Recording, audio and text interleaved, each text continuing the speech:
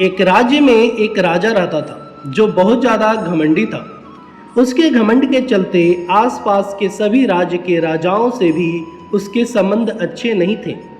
उसके घमंड की वजह से सारे राज्य के लोग उसकी बुराई करते रहते थे। एक बार की बात है, उस गांव से एक साधु महात्मा गुजर रहे थे। उन्होंने भी राजा के बारे में सुना था और राजा को सबक सिखाने की बात सोची। साधु तेजी से राजमहल में बिना प्रहरियों से पूछे सीधे अंदर चले गए। राजा ने देखा तो वो गुस्से से भर गया। राजा बोला, ये तो उदंडता है महात्मा जी, आप बिना किसी की आज्ञा के कैसे अंदर आ गए? साधु ने विनम्रता से उत्तर दिया, मैं आज रात आपकी इस सराय में रुकना चाहता हूँ।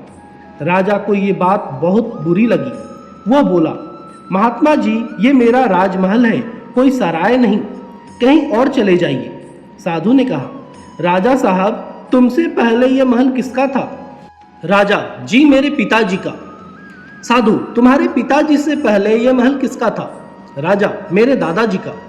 साधु ने मुस्कुराकर कहा, हे राजा जी, जिस तरह अक्सर लोग सराय में कुछ देर रहने के लिए आते हैं, वैसे ही ये तुम्हारा ये जो राजमहल भी है, जो कुछ समय पहले तुम्हारे दादाजी का था, फिर कुछ समय के लिए तुम्हारे पिताजी का था, अब कुछ समय के लिए तुम्हारा है, कल किसी और का हो जाएगा।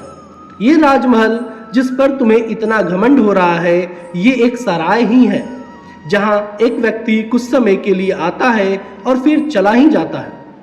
साधु की इन बातों से राजा इतना प्रभावित हुआ कि सारा राजपाट और मान सम्मान छोड़कर साधु के चरणों में गिर गया और महात्मा जी से क्षमा मांगी और फिर उसने कभी घमंड न करने की शपथ ली। मित्रों, ये कहानी मात्र नहीं है, बल्कि इस कहानी में एक बहुत बड़ी सीख छुपी हुई है। ये दुनिया एक सराय के समान है, पर लोग रोज आते हैं और कुछ लोग रोज जाते हैं। अच्छी सोच रखिए, अच्छे काम करिए, क्योंकि इस सराय से एक दिन सबको जाना है। धन्यवाद। अगर आप चैनल पर नए हैं तो मेरे चैनल को सब्सक्राइब जरूर करें और बेल आइकन पर क्लिक करें। धन्यवाद दोस्तों।